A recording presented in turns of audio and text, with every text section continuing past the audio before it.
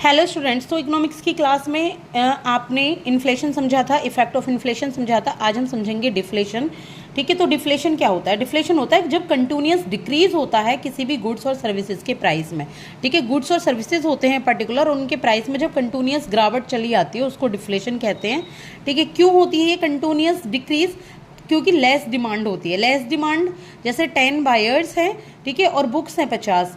अगर 50 बुक्स हैं और बायर कम है, डिमांड कम है और सप्लाई ज़्यादा है, तो क्या होगा? लोगों को प्राइस कम करने पड़ेंगे सप्लायर को, ताकि इसकी सारी बुक्स बिक जाएं। इसलिए डिफ्लेशन आता है, क्योंकि लोगों की डिमांड कम हो जाती है, लोगों के पास पैसा कम होता है। ठीक है, लोन कॉस्टली रहते हैं इसमें, कि लोन कॉस्टली होते हैं तो क्या होता है? पॉकेट में पैसे कम होते हैं। बैंक से कम लोन लेते हैं लोग और पॉकेट में कम पैसे होते हैं लोगों की। और पॉकेट में कम पैसे होंगे तो कम डिमांड होगी, जिससे कम प्रोडक्शन होगा। कम प्रोडक्शन होगा तो लेबर की ज़्यादा ज़रूरत नहीं होती। ये क्या लीड करता है? ये करता है अनएम्प्लॉयमेंट। डिफ्लेशन से हमेशा अनएम्प्लॉयमेंट होता है, ये याद रखना। और इन्फ्लेशन से हमेशा अनएम्प्लॉयमेंट भागता है, यानी कि एम्प्लॉयमेंट होता है, रोज़गार पैदा होते हैं।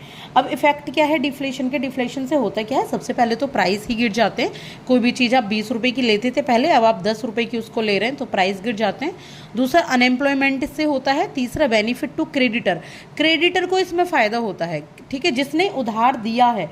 इन्फ्लेशन में हमेशा से डेटर को फ़ायदा होता है, जिसने उधार लिया है, लेकिन यहाँ क्रेडिटर को फ़ायदा होता है, क्योंकि जब वो 100 रुपये किसी को दे रहा होता है और चीज़ होगी 50 रुपये की, जिसने उसको वापस किए 100 रुपये, तो अब तो उसमें वो 2 चीज़ें खरीद सकता है ना, इसलिए हमेशा क्रेडिटर को फ़ायदा होता है।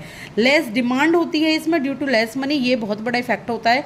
कम लोगों के पास पैसा है, कम डिमांड है, मार्केट में चहल पहल कम होगी। लेस मनी होती है। क्यों होती है लेस मनी? लोगों के पास पैसा कम, क्योंकि टाइट मॉनेटरी रेट्स होते हैं।